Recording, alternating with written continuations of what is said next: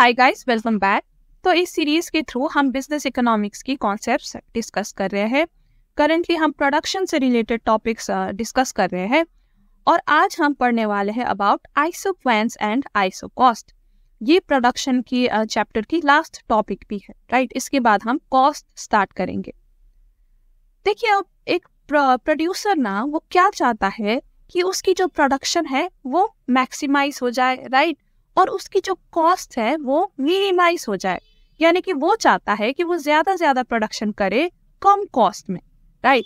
तो ये जानने के लिए कि कैसे वो अपने प्रोडक्शन को मैक्सिमाइज कर सकता है और कॉस्ट को मिनिमाइज, उसको आइसोक्वेंस एंड आइसोकॉस्ट की कॉन्सेप्ट पता होनी जरूरी है।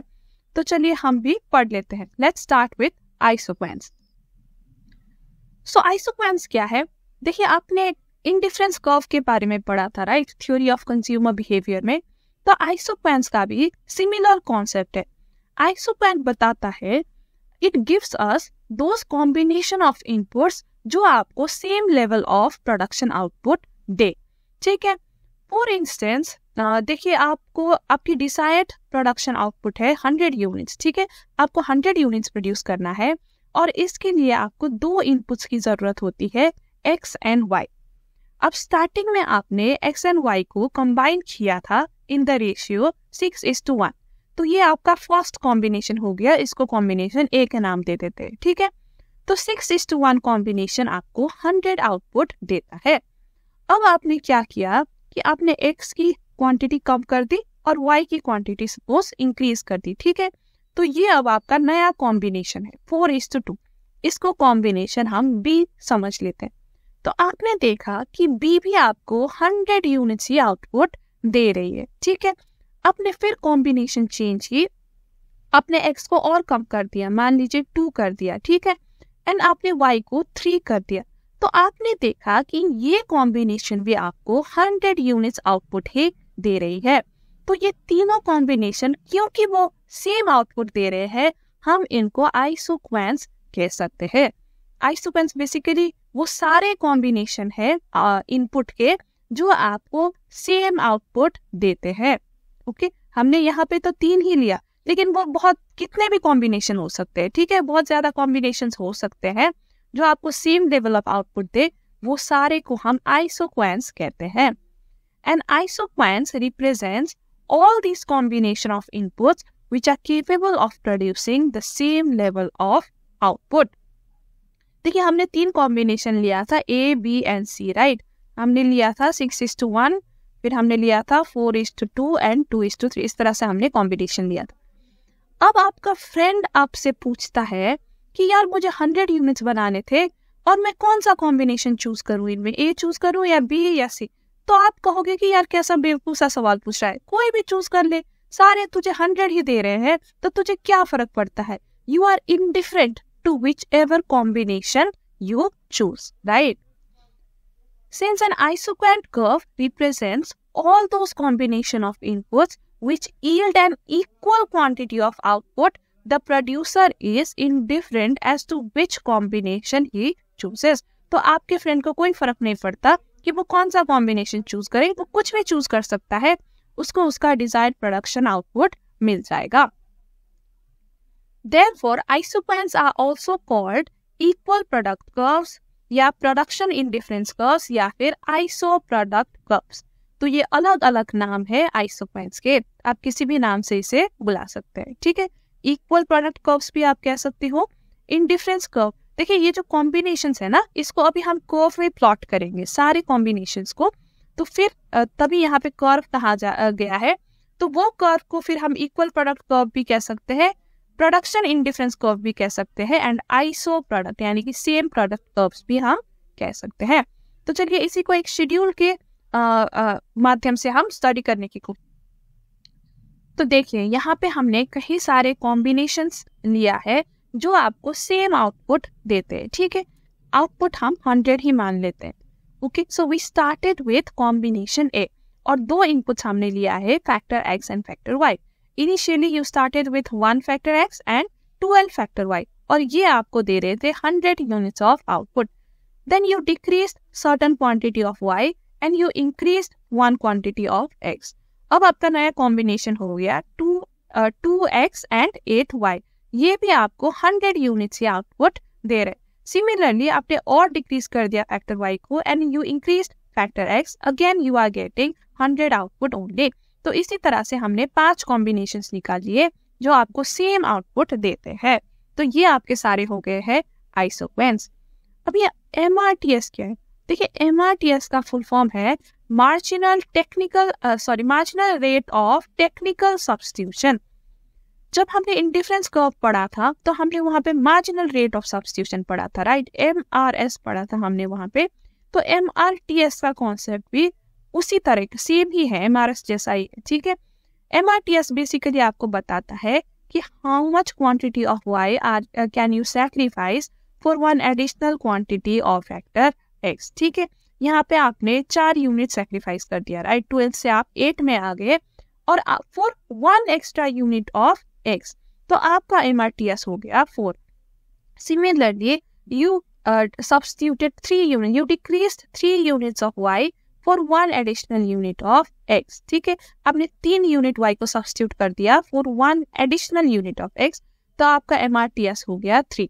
Again you sacrifice 2 units of y for 1 additional unit of factor x, तो आपका MRTS हो गया 2, ठीक है।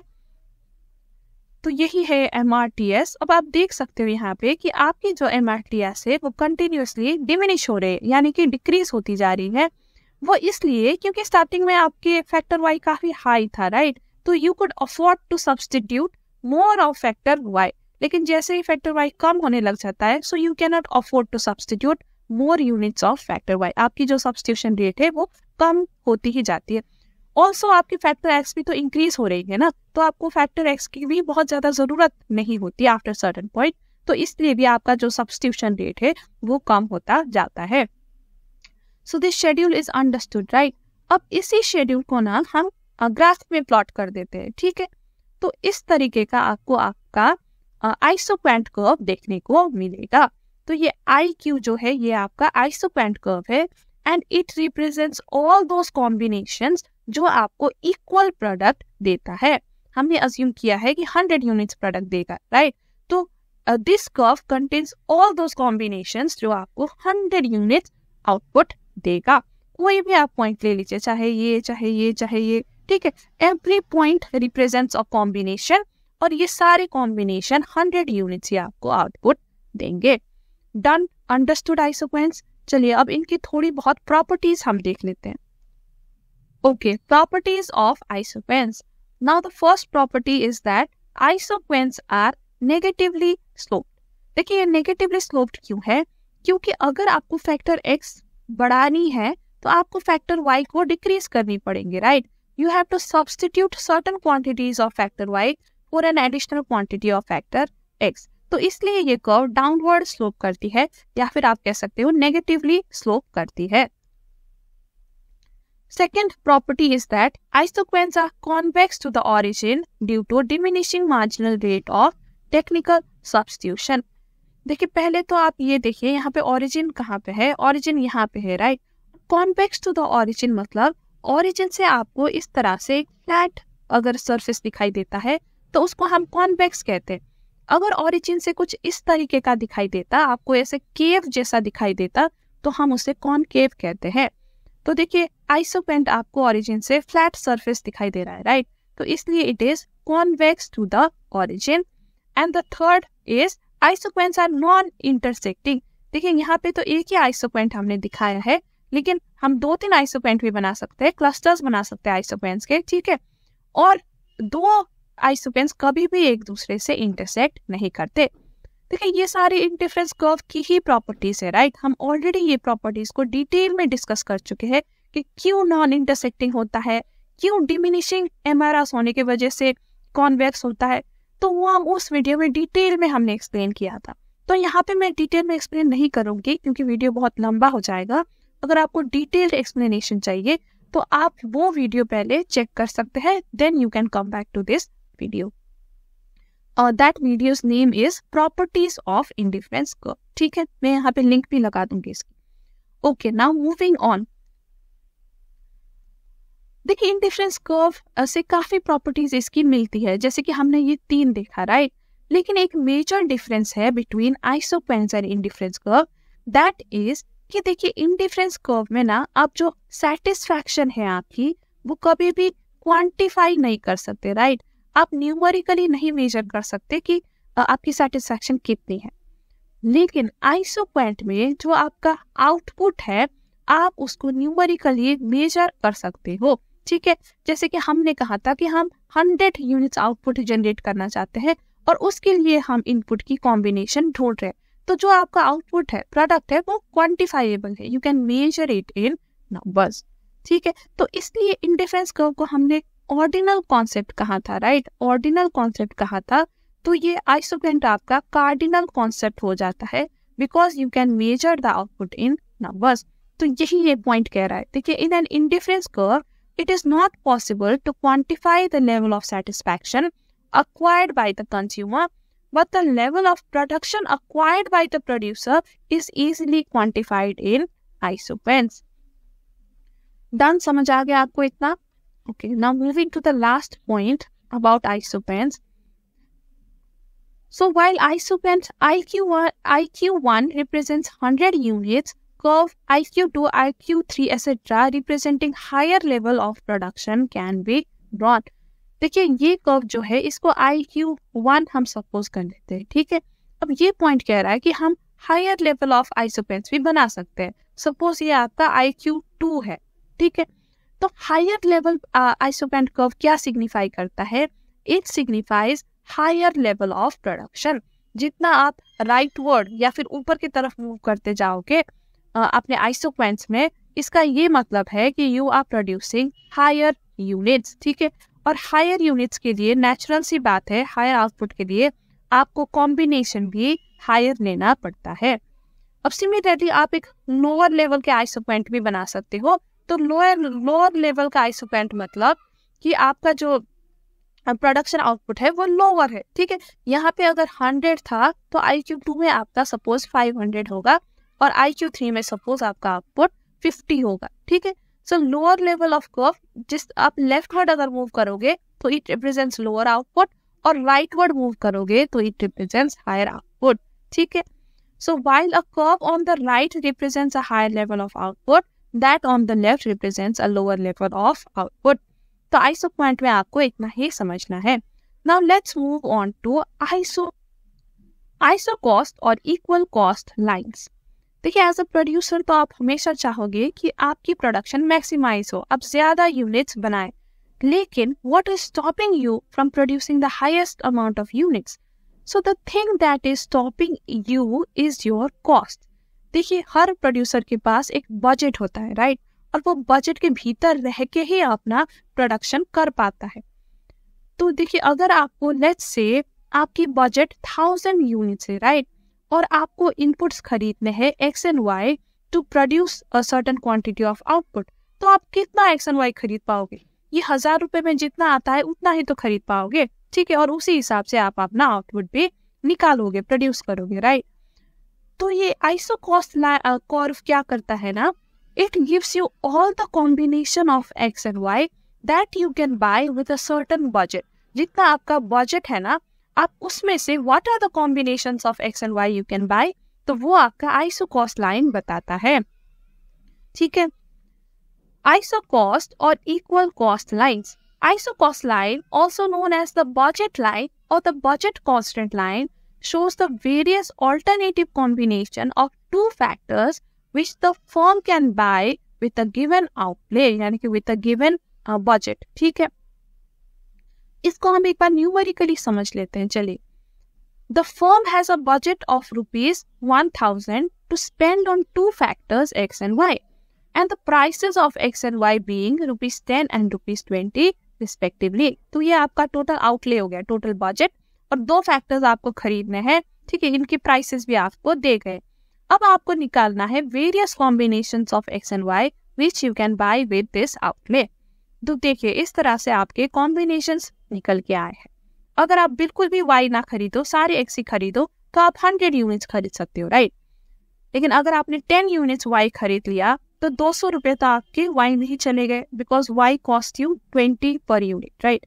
तो रिमेनिंग 800 रुपीज से आपको एक्स खरीदना पड़ेगा। So you will only be able to buy 80 units of X. तो इसी तरह से आपने बाकी कॉम्बिनेशंस भी निकाल दी।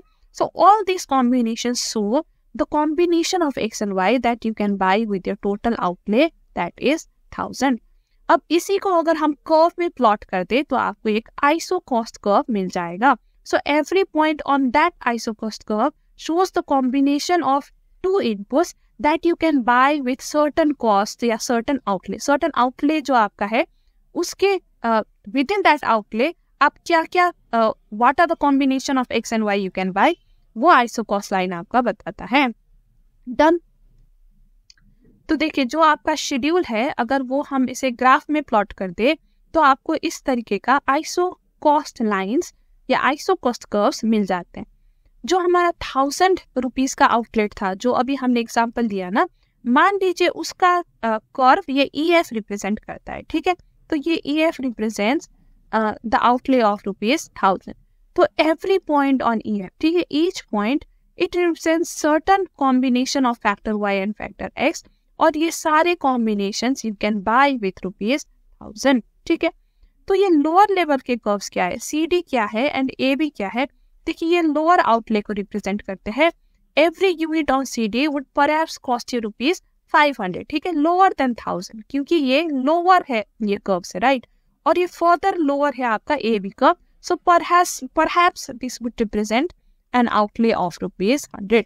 तो जितना आप नीचे चले जाओगे तो आपको पता चलेगा कि they represent lower outlay. Okay, understood isocost curve. अब आप बात करते हैं जो हमने फर्स्ट स्लाइड में एग्जाम्पल लिया था, राइट। आपका दोस्त आपसे पूछ रहा था कि 3 कॉम्बिनेशन था A, B and C and he was asking you कि मुझे कौन सा कॉम्बिनेशन चूज करना चाहिए, राइट। पहले में हमने लिया था 6-1 शायद, राइट, फिर हमने 4-2 किया था और शायद हमने 2-3 ऐसा कुछ किया था, ठीक है। So these were the 3 combination of inputs and your friend was asking you कि मुझे कौन सा चूज करना चाहिए। देखिए अगर सिर्फ प्रोडक्शन के पॉइंट ऑफ व्यू से देखें तो तीनों ही आपको सेम प्रोडक्शन दे रहे थे। They were giving you output of 100। तो प्रोडक्शन के हिसाब से तो आप कुछ भी चूज कर सकते थे, लेकिन जैसे ही आपने इनपुट की कॉम्बिनेशन चेंज करोगे तो हो सकता है ना आपकी कॉस्ट चेंज हो जाए, राइट। हो सकता है आपकी कॉस्ट चेंज हो जाए। तो आपका फ्रेंड इतना भी बेवकूफ नहीं था, उसे पता था कि ये तीनों कॉम्बिनेशन में आपको अलग अलग कॉस्ट लगता है, तो इसलिए वो पूछ रहा था कि मुझे कौन सा लेनी चाहिए। अब मान लीजिए ये फर्स्ट कॉम्बिनेशन ए में आपकी टोटल आउटले आ रही है 1000 रुपीज, आपको 1000 रुपीज लग रहा है, ठीक है। और कॉम्बिनेशन बी में आपको लग रहा है 500 रुपीज और सी में 100 रुपीज। तो अब आप बताओ कि which combination you would choose. So you would only choose combination C because ये सबसे कम कॉस्ट में आपको 100 यूनिट्स ऑफ आउटपुट दे रहा है। तीनों ही 100 यूनिट्स आउटपुट दे रहे हैं, लेकिन सबसे कम कॉस्ट में कौन दे रहा है, C. So you will be obviously choosing C, ठीक है।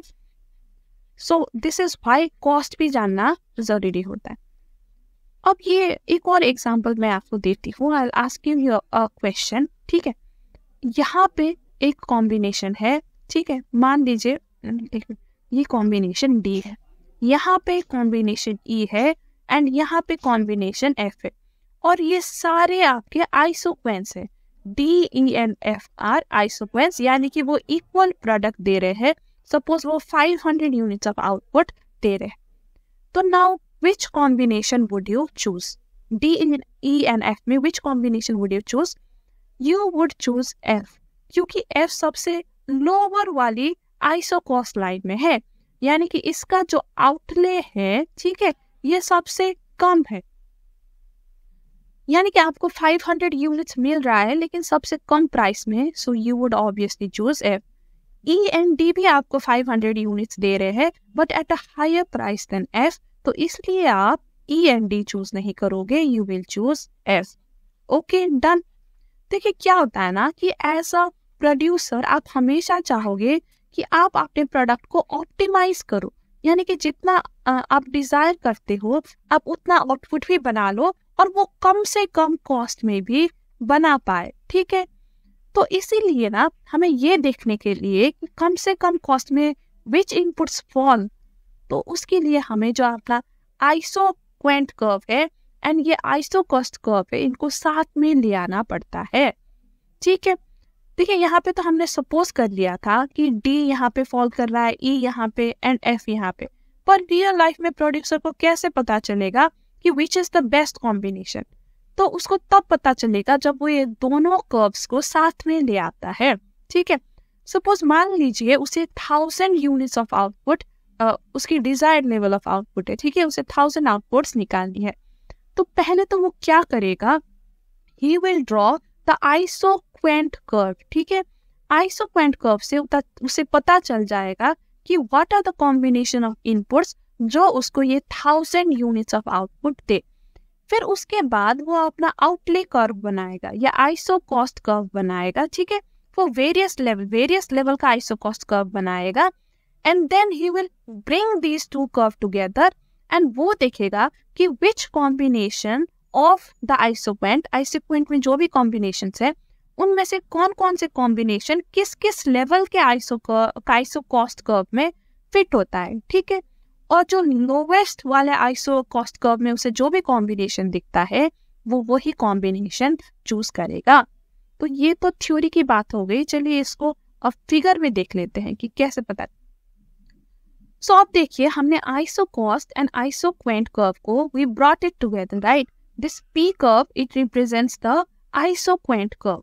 अब यहाँ पे आपको 5 कॉम्बिनेशंस देखने को मिल रहे हैं आइसो क्वेंट कर्व में, A, B, C, D and E। और बिकॉज ये सारे आइसो क्वेंट कर्व में फॉल कर रहे हैं, इट मीन्स कि ये सेम लेवल ऑफ आउटपुट हमें देते हैं। सो लेट्स सपोज कि they give us, all of them give us 100 level of output, 100 outputs. अब सिर्फ प्रोडक्शन के व्यू पॉइंट से तो आप कोई भी चूज कर सकते थे इनमें से, क्योंकि सब आपको 100 यूनिट्स दे रहे थे, लेकिन हमें तो कॉस्ट भी देखना है ना, तो उसके लिए हमें आइसो कॉस्ट कर्व्स को देखना पड़ेगा। अब चलिए पहला कॉम्बिनेशन देख लेते हैं, ए एंड ई, ये दोनों कॉम्बिनेशन को देख लेते हैं। They fall on the highest iso cost curve. तो इसका ये मतलब है कि ए एंड ई आपको 100 यूनिट्स तो दे रहे, लेकिन काफी हाई प्राइस में दे रहे। ठीक है, देयर आर अदर कॉम्बिनेशंस जो इससे कम कॉस्ट में आपको 100 units दे रहे, so you will reject these combinations. Then let's move to combination B and D. अब ये थोड़ा सा lower level iso cost curve में आ रहा है, यानी कि ये थोड़ा कम कॉस्ट पे आपको 100 units दे रहा है। A and E से तो इसकी कॉस्ट कम है, लेकिन there is still another combination C जो इनसे भी B and D से भी कम कॉस्ट में आपको 100 units दे रहे हैं, right. And it also falls in the lowest iso cost curve. देखिए ये L1 iso cost curve भी है हमारे पास, लेकिन इसमें तो कोई कॉम्बिनेशन आ नहीं रहा ना, तो ये हमारे लिए इररिलेवेंट है। हमारे लिए जो रेलेवेंट है and lowest iso cost curve है वो M1 है।